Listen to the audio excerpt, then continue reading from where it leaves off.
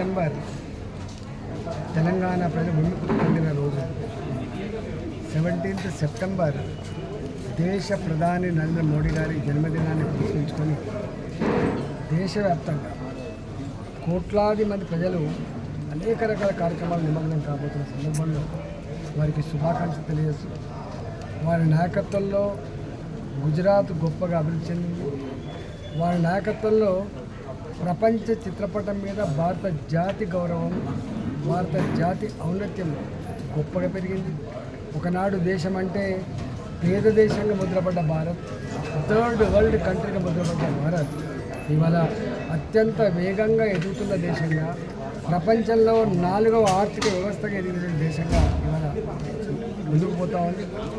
ఏ సమస్య వచ్చినా ప్రపంచంలో, ఏ దేశానికి ఏ అవసరం వచ్చినా ఇవాళ మోడీ గారు భారత్ అండగా ఉంటుందన్న విశ్వాసాన్ని కలిగించి రాబోయే కాలంలో వారి నాయకత్వంలో ఇవాళ ఇన్ఫ్రాస్ట్రక్చర్ రంగంలో కావచ్చు, తన కాళ్ళ మీద తాను బతికేటువంటి రంగాల్లో కావచ్చు, make in India, made in India కావచ్చు, అనేక రంగాల్లో ఇలా దూసుకుపోతూ ఉంది.